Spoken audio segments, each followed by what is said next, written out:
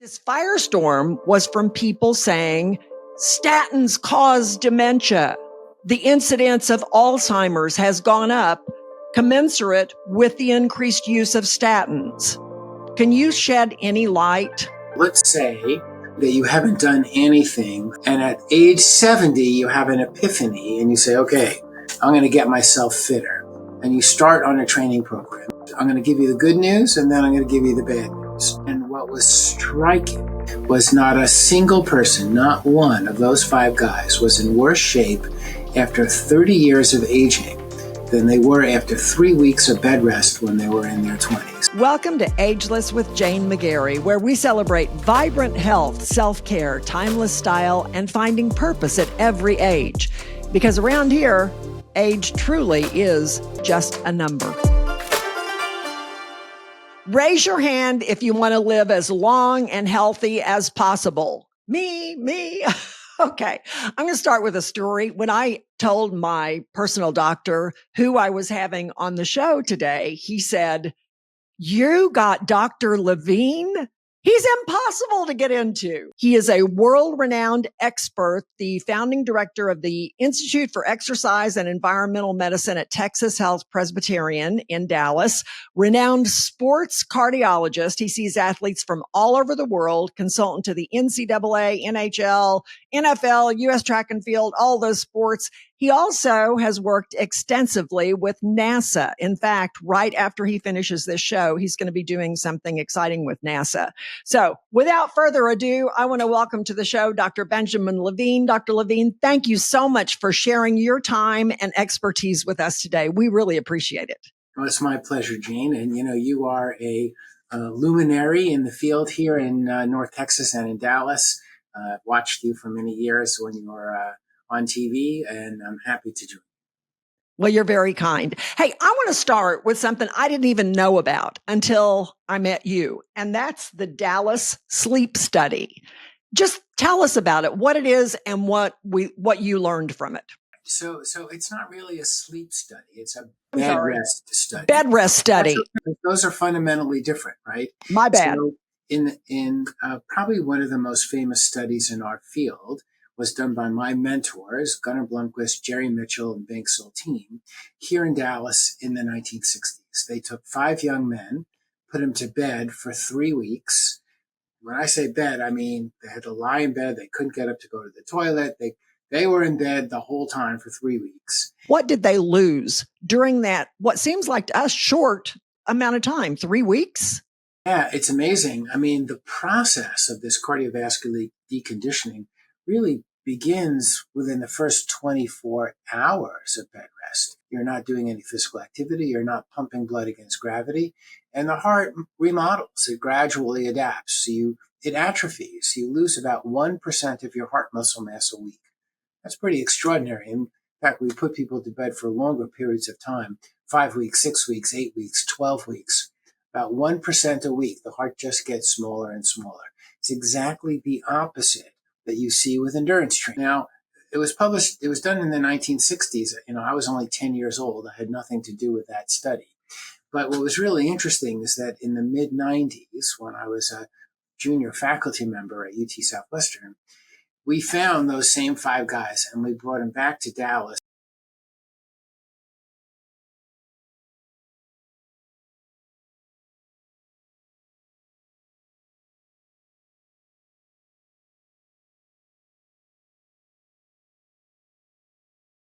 For 30 years of aging than they were after 3 weeks of bed rest when they were in their 20s. So 3 weeks of bed rest was worse for the body's ability to do physical work than 30 years of aging. And that awareness of the profound effect of bed rest deconditioning and its relationship to aging really launched a whole series of studies for me funded by NASA and NIH and the National Space Biomedical Research Institute to really try to understand what that really means. So what does that tell you about the importance of activity in everyday life? So what we did next was we said, okay, let's compare a group of healthy seniors with a group of healthy young people and say, how does this, what happens as you age that may recapitulate this bed rest response? And what we see is even in very healthy seniors, the heart shrinks and atrophies. That we don't see that in people who have remained highly physically active. So being very physically active, I mean, we've looked at different amounts of training, but being very physically active can prevent that cardiac remodeling, which is a hallmark of getting older. Well, what's so shocking, I think, to me and probably most people is how quickly things happen when you That's right. don't get movement, when you're not exercising. We're going to talk about exactly what kinds of exercise are most Sure. beneficial. But when we say aging, the heart shrinks, what does that translate to in terms of real life for Sure. people in their, say, 75, 85? Right. How does that compromise your life Sure. in real life? Well, the symptoms are, let me just give you an example. Let's say that you want to take a brisk walk down your block, okay? And when you're 20 years old, you take that brisk walk. Let's say you walk at 3.5 miles an hour. Let's say your heart rate then is goes from 60 to 75 beats a minute, and your breathing goes from, let's say, 12 breaths a minute to 15 breaths a minute. Okay, because it's a relatively small fraction of your maximal capacity. Now you're 65 or 70, and you've basically been sedentary your whole life. So the heart has shrunken, it's stiffened, and now you go to walk that same 3.5 miles an hour, but you're pumping half as much blood. So to do that, you've got to pump twice as many times per minute. And to do that, that's telling the body it's under stress. So now you're breathing, instead of 15 times a minute, maybe it's 25 or 30 breaths a minute. And maybe you're building up more lactate in your muscles and you're getting more tired and fatigued. So any given amount of work feels much harder because you've either been in bed or you've gotten older and not paid attention or sustained your fitness. Well, I'm going to tell you, I'm just going to insert this. You're making me feel pretty good because I go for an hour of cardio a day, and I'm thinking I do about 3.5 to 4 miles in that hour. So for 69 years old, soon to be 70, I'm not doing bad, right? No, I think you're doing exactly right. But let me say this. Do you check your heart rate? Do you have a wearable that you check your heart rate? No, I should, I guess. No, I'm not saying that you should. How hard does it feel? Let's say, is it mild, moderate, or easy, moderate, or hard? I'd say moderate, and I want to get to something I've incorporated since I started following you in just a minute, and that's vigorous exercise. But I'd say moderate if I'm just doing a regular day. All right, so if you're doing a regular day and you're going with a friend, can you talk to your friend? Yes. Can you sing? I can't. I can't carry I'm a not tune. asking whether you can sing, Jane. I'm asking whether, if one wanted to sing, could you sing? It would be a little difficult. Exactly. So that's the perfect intensity for that kind of workout. Now, if you had not been doing things for a long period of time or sustained your regular physical activity, you might find that same brisk walk, or if you went with a partner or a friend who had not been as active as you might find that not only can't they sing, but they can't talk. And you're the one who has to do all the talking.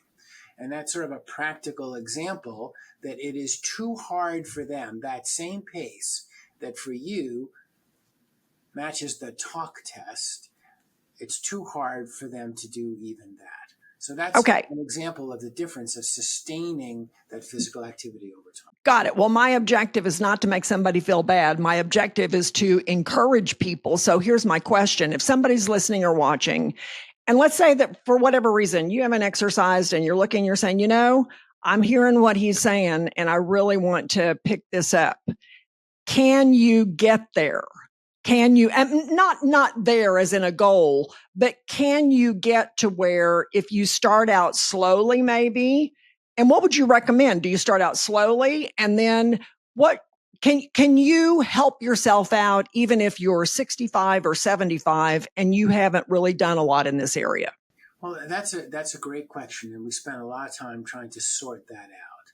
So let's say that you haven't done anything for much of your adult life, and at age 70 you have an epiphany, and you say, "Okay, I'm going to get myself fitter," and you start on a training program. And I will say I'm going to give you the good news, and then I'm going to give you the bad news. The Okay. good news is that you can absolutely get fitter. That's important. Most of that fitness is going to come from allowing your skeletal muscle to extract the oxygen from the blood that comes to it. So you can absolutely get fitter and you can improve your ability to function, no question. You can also probably improve the function of the blood vessels. That is, they'll relax a little bit better. The bad news is that you can't change the structure. That means that if your heart and your blood vessels have stiffened and atrophied for 50 years, you can't reverse that at age 70. It's just a little bit too late. There's some nuance to that, but the bottom line is 70 is probably a little too late to make a fundamental change in the structure of your heart and blood vessels. But that doesn't mean it's not worth doing, and make That's that absolutely distinction. true. Yes, I think that's an important message. You absolutely can get fitter. It's helpful to prevent diabetes. It's helpful to preserve the function of your blood vessels, to control your cholesterol and things like that. No question that it's useful.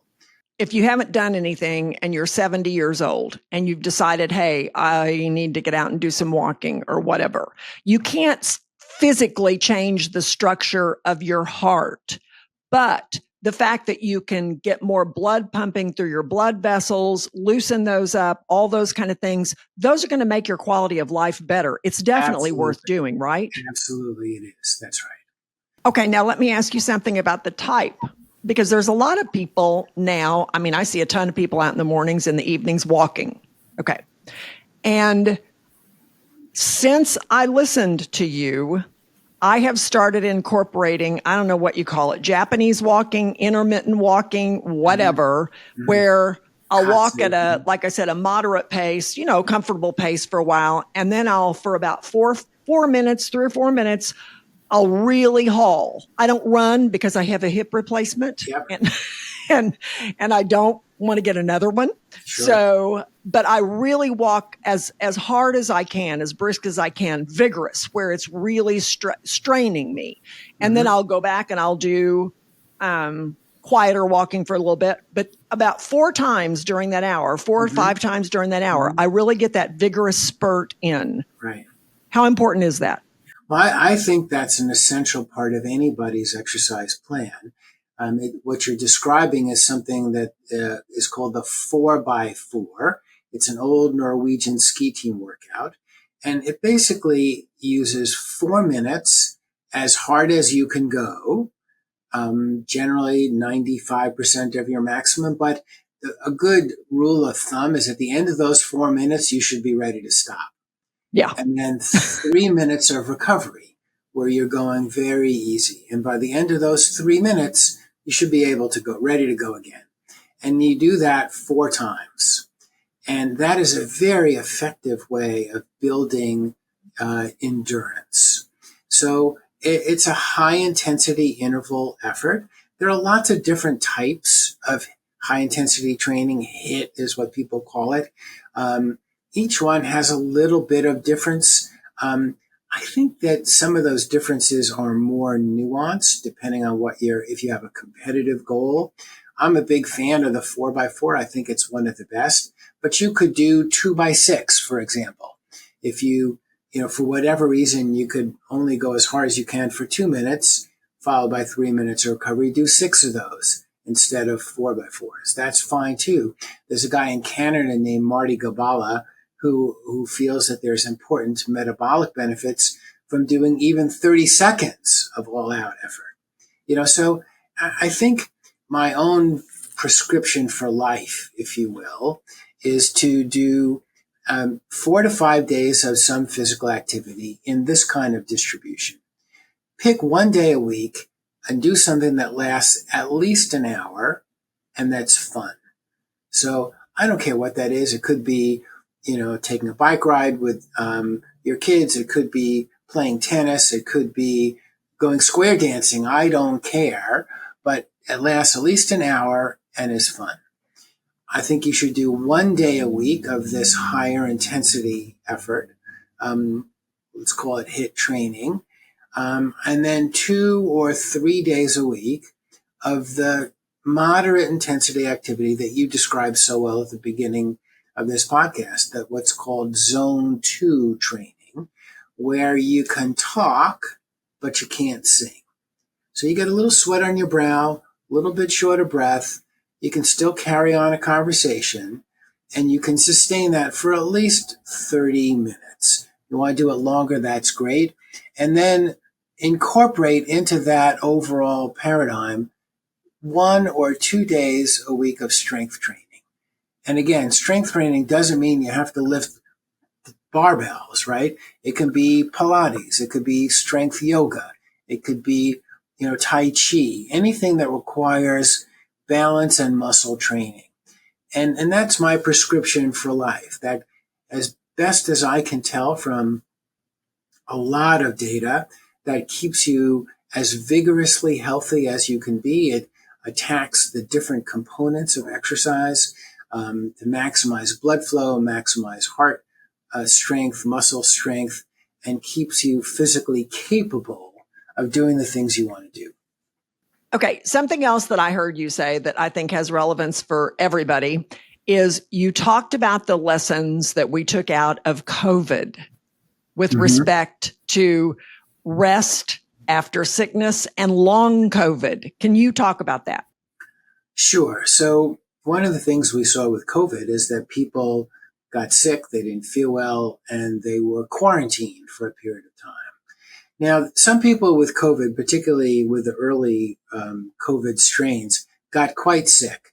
And I'm not talking about those people. Those are people who we published a practice, an expert a practice program with the Journal of the American College of Cardiology. And those are people who have long COVID, or PASC is the term, post-acute sequelae of COVID, PASC CVD, cardiovascular disease.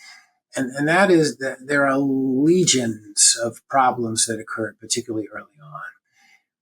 I'm talking about the people who didn't get terribly sick, didn't need to be hospitalized, didn't need a lot of medication, were quarantined for a while, and we then found that many weeks later they still had fatigue and symptoms.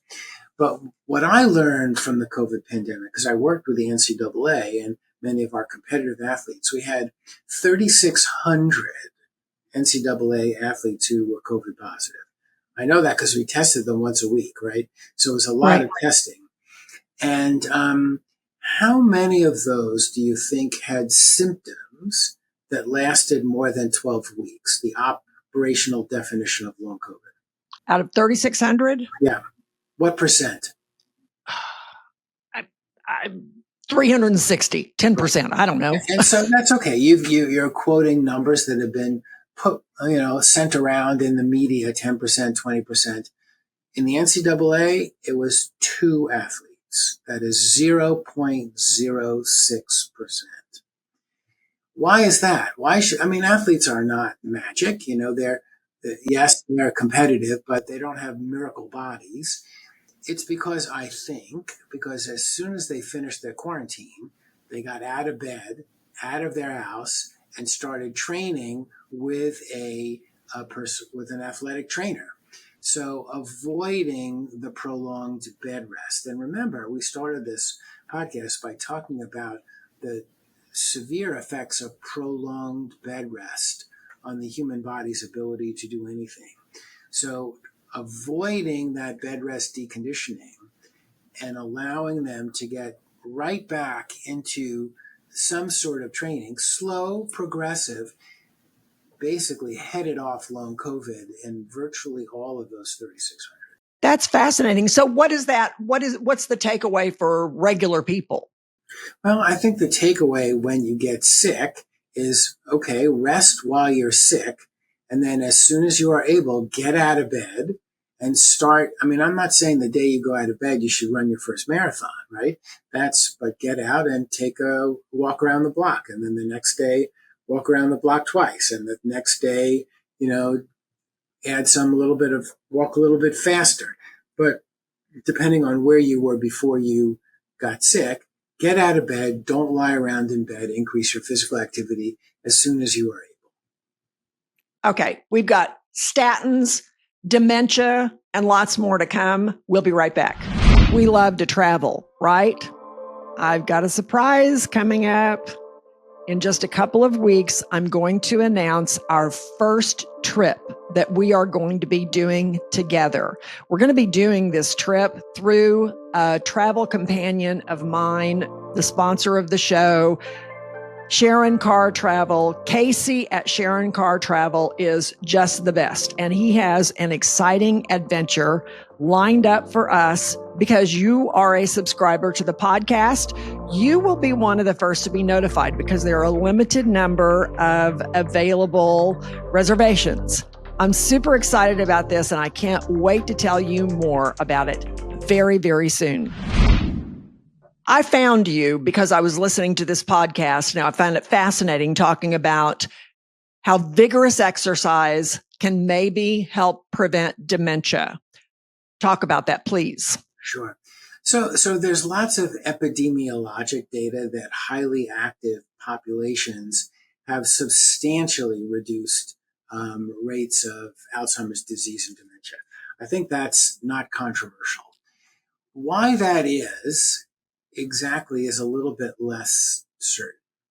So, in other words, I can't tell you that it's not because people are better, healthier, and they don't have dementia that enables them to continue to be physically active. So that's my caveat to begin with. And our team, led by Dr. Rong Zhang in the Department of Neurology at UT Southwestern, has really studied this in great detail. But he started simply by taking healthy older people and putting them on a training program and doing very detailed assessments of their brain blood flow and the blood vessels going to their brain.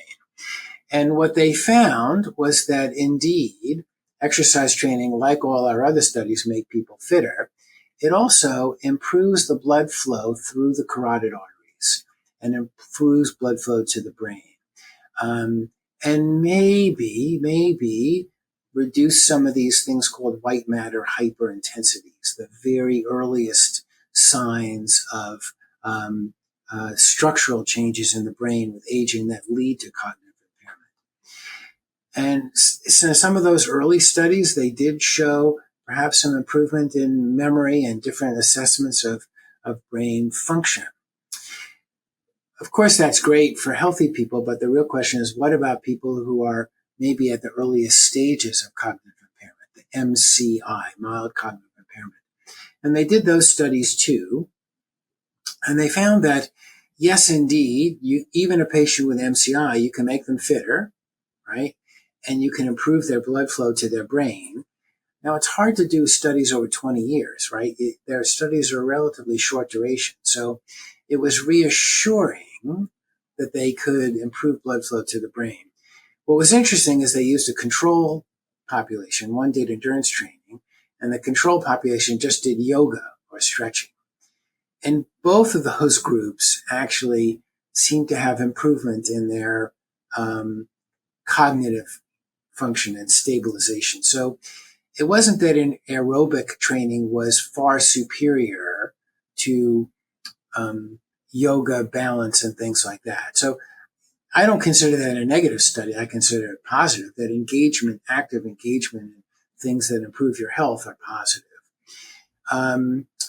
They have done and are in the middle of doing a number of studies looking at physical activity and intensive blood pressure lowering. Your audience may have heard or read in the newspaper about the new blood pressure guidelines and the effort by all of us in cardiovascular medicine to really treat hypertension more aggressively. And they're now looking at accumulation of this amyloid protein, tau, in the brain using MRI and PET scanning. It's miraculous new technology available at UT Southwestern. And they've randomly assigned people into intensive blood pressure lowering and physical activity and regular standard blood pressure lowering. We don't have the results of those studies yet. They've really made a big effort to include people of diverse backgrounds, diverse ethnic backgrounds, Spanish speaking, African Americans, Caucasians of different socioeconomic groups. So if your audience is interested, email me, email Jane. She'll put you in contact with Dr. Zhang and his team. We're actively recruiting for those trials right now. Okay, I'll put that in the show notes. I want to touch on something else while we're talking about dementia, because I started this firestorm. I didn't know I was going to do it, but I started this firestorm on social media when I said that the doctor who I had seen recommended for me, because I do have plaque in my arteries, which can be seen with this clearly scan, which sees the plaque in the arteries. And even though my cholesterol isn't that high, she said, we need to get your cholesterol down because we don't want any more accumulation. So she recommended a small dose of statins along with healthy diet, exercise, all the above. But this firestorm was from people saying statins cause dementia. The incidence of Alzheimer's has gone up commensurate with the increased use of statins. Can you shed any light on the latest? I can say with absolute confidence that statins do not increase the risk of dementia. Statins are among the most highly studied medications in all of the cardiovascular armamentarium. And frankly, the lower your cholesterol, the healthier your blood vessels, the less likely you are to have dementia. So focusing on your vascular health is imperative. And your audience may have heard from the American Heart meetings that even in patients who've not had heart attacks, but people who have elevated risk from a elevated calcium or a coronary CT angiogram or have diabetes, that being very aggressive by adding drugs that really lower your cholesterol, as our targets are progressively getting lower. I mean, even 5 years ago, I used to target under 70, and then I started targeting under 55. And now for LDL, for the bad cholesterol. And now, frankly, in patients who have a higher risk for a variety of reasons, I'm even targeting under 40. And we have the ability to do that with modern medicine. I do think it's important to realize that the biggest bang for your buck in statins, particularly the high-intensity statins, comes from low dose. I mean, 50% reduction in your LDL cholesterol from 5 milligrams of rosuvastatin. And, if you double that dose, you don't get a lot more bang, 6% or so per doubling. The rule of sixes, if you will. But there are other drugs that are available that are more potent, and we're seeing tremendous reductions in adverse cardiovascular outcomes, heart attack, stroke, and perhaps dementia as well. So I think people in your audience should come away from this knowing clearly that what you want to do is protect your blood vessels, and you protect them in the brain, and you protect them in the carotid arteries, and you protect them in the heart, and you protect them in your periphery. Protect those blood vessels and treat them aggressively. We're going to be right back with a couple of final thoughts, and I want to ask you real quickly about sleep. We'll be right back. Just want to mention something to you real quick here. If you just happen to be listening to this podcast today, or maybe you just happen to be watching on YouTube, subscribe to the podcast, because that way you'll get notifications every time a new episode drops. Also, there are going to be lots of events coming up, like I mentioned earlier, the travel opportunity, all kinds of things that are going to be available to subscribers first. So please subscribe to the podcast or subscribe on YouTube. Set your notifications so you get notified whenever a new episode drops. We appreciate you. It's not possible without you. I think one of the things that I try to tell people, we tend to think, well, I'm okay. I mean, my heart's okay. My muscles are okay. I'm functioning okay. I'm 65 or whatever. And I can just kind of go along here. Am I accurate in saying that if you don't use it, it's not just going to stay the same? Your heart function, your muscles, all that, it's going to decline. It's going to atrophy. Is that right? I think that that's essentially true, Jane. And the way I discuss this with my patients is that exercise needs to be part of your personal hygiene. You brush your teeth every day, change your clothes, take a shower, have a meal, at least one. These are things you do to nourish your body and take care of it. And exercise can't be something that you just add on at the end of the day because you have to, right? You want to incorporate it into your daily life or your weekly life so that it becomes a natural part of your daily hygiene. And you want to sustain that over the duration of your life. If something hurts, switch to a different mode, do a different type of exercise. But you need to sustain it, and that's really important. What about sleep? How important is sleep for your heart? Sure. So, yeah, the sleep is important, I think, not just for your heart, but for your overall well-being, right? So, in our modern society with so many electric devices and ease of access for this blue light entertainment, it becomes increasingly difficult to get to sleep and to sustain sleep. Particularly, older women in the perimenopausal or postmenopausal state. I mean, this is my wife's biggest problem, is getting to sleep and staying asleep. So I think that most people should know good sleep hygiene. That is, try to stay away from screens, within the hour or at least 30 minutes before you go to sleep. And try to regularize your timing. One of the things that works really well is to do some mindfulness yoga 30 minutes before bedtime. That raises your melatonin levels naturally and helps you get to sleep and sustain sleep. So I think relaxation response is really important. And, different people need different amounts of sleep, so I'm not going to give you a particular number, but establishing a regular routine as best as possible.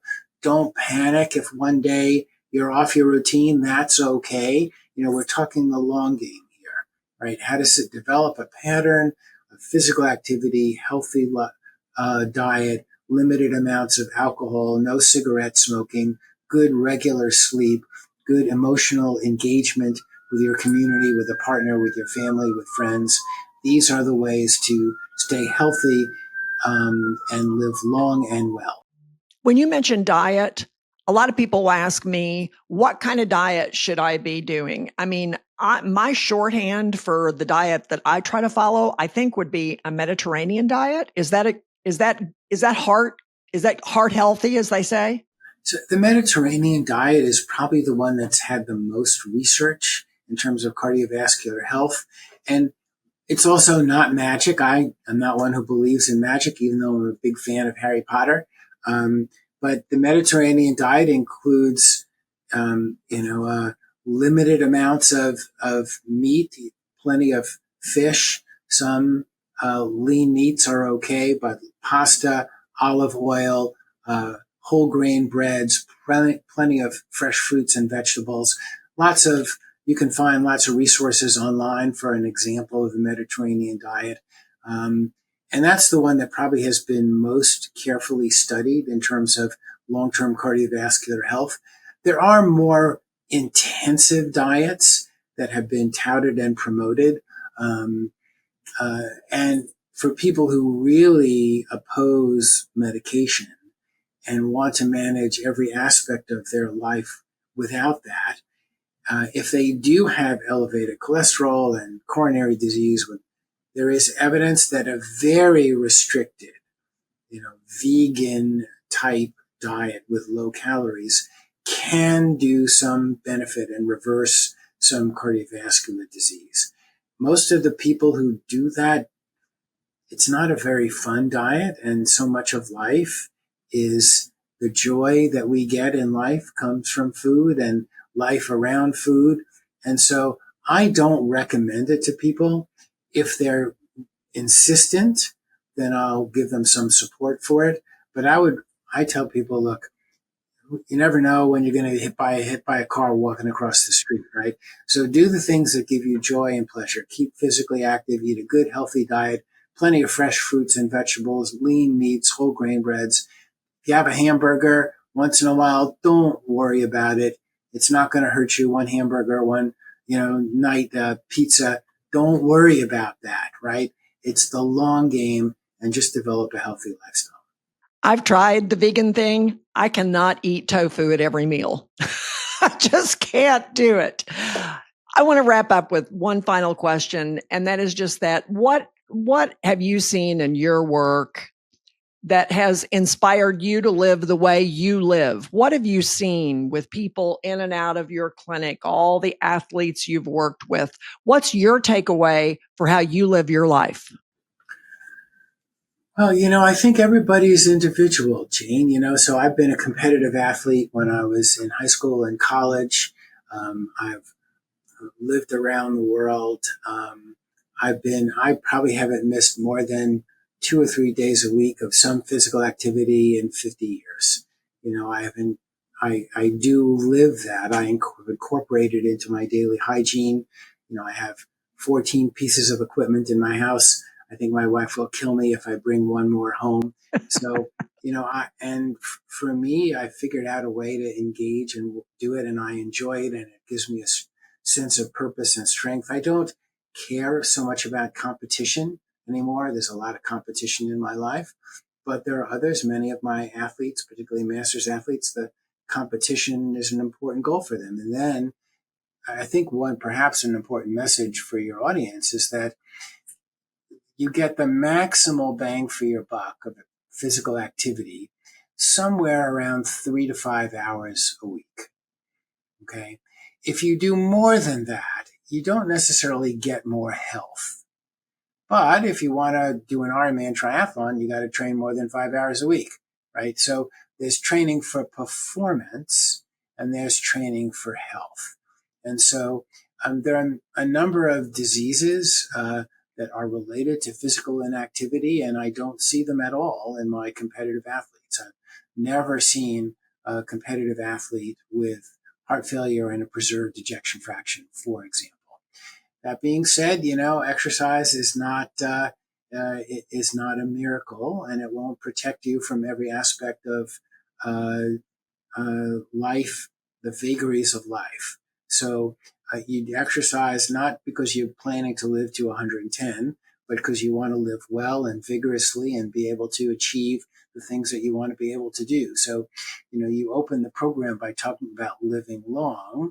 And I think lifespan is important, but health span may be even the more important. So live well and live healthy so that you can do the things that you want to do. And, life's going to throw you curveballs. So don't blame yourself if, you get breast cancer or if you have a heart attack or, something happens that you didn't expect, because it happens to all of us. You just do the best you can to live healthy. Thank you so much for sharing your time and your wisdom with us today. We really appreciate it. Thank you. My pleasure, Jane. You take care. I hope you enjoyed that as much as I did. I had the opportunity to go tour his facilities at the University of Texas Presbyterian Hospital facilities. It was fascinating, the work they're doing there. He does a lot of work, as I said, with NASA. He really downplayed a lot of things, but I'm so glad we had the opportunity to learn from him, and just impresses on me the importance of all of us doing the very best we can at where we are in our lives. As always, none of this would be possible without you. I so appreciate you being part of this community. And if this is your first podcast or your first YouTube with me, please subscribe, because you'll get notifications as to when new episodes are dropping. Also, I have some kind of cool things coming involving travel, and subscribers are going to be like first on the list for all that. So thank you for being part of Ageless with Jane McGarry.